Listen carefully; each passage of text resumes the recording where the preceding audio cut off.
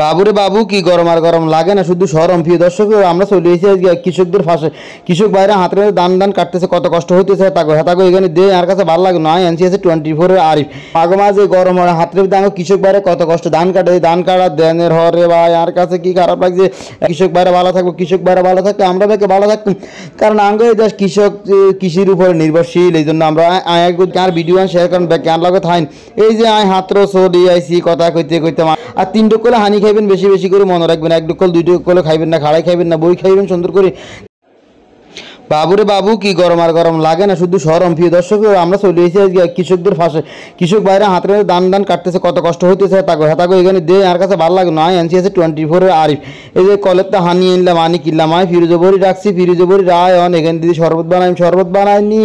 হাটে ঘাটে মাঠে বাজার যেখানে যারে হাই গরিব কৃষক রিক্সা চালক হইতে ব্যান চালক সবাই শুধু হানি কিনে খাবাই। মাঘ মাঝে গরম হয় হাতের দাঙ্গ কৃষক বাইরে কত কষ্ট ধান কাটে, ধান কাটা দেনের হরে ভাই আর কাছে কি খারাপ লাগছে। এখন কিনলাম হানি লইলাম, হানি ফিরিজে বসছি, ফিরিজে লনের হরে এখানে ঠান্ডা হয়েছে, ঠান্ডা অনেক হর নাই কিচ্ছি চিন্তা করতেছি। ওর স্যালাইন কিছু বুঝাই ভিতরে ঢুকাই এখান দিয়ে শরবত বানাইম, কারণ ওর স্যালাইন খাইলে তো অন্তত শরীরে কিছু লবণাক্ত কাটবে, ওটা কাটবে তো আঙ্গ কৃষক বাইরে ভালো থাকবো। কৃষক বাইরে ভালো থাকলে আমরা ভাইকে ভালো থাকতাম, কারণ আঙ্গ এই দেশ কৃষক কৃষির উপরে নির্ভরশীল। এই জন্য আমরা খাই টেস্ট করলাম, না মজা হয়েছে, এখানে ভালো লাগছে। যাক এখন আর কৃষক বাইরে খাইলে তৃপ্তি হবে। একা হাঁটি পা করে শুরু করলাম, যাইতে মাসি তো ইনশাল্লাহ আমরা ব্যাকে আর ভিডিও শেয়ার করেন ব্যাকে আর লাগে থাইন। এই যে হাতর চলি আইসি কথা কইতে কইতে মাশাল্লাহ কি ভালো লাগতেছে আর কি ভালো লাগছে। রোজ বাবুরে বাবু এই রোজের কথা দেখলে আর কি কষ্ট লাগে, কি খাওয়া দিলি মারি উঠে বাবুরে বাবু কি কষ্ট লাগে।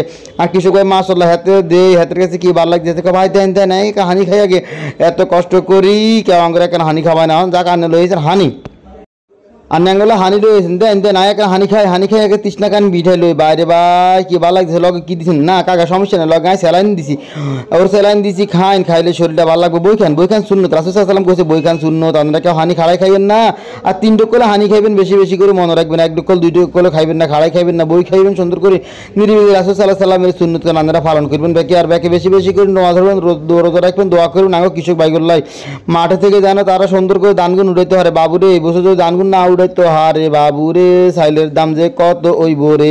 ও মা চলি আইসি আমি আরেকজনের কাছে হাতে মনে করেন কেন ধান কাটতেছেন দেখতেছেন মাশাল্লাহ হাতে এটা দে বাবুরে মনে হয়ে গেছে।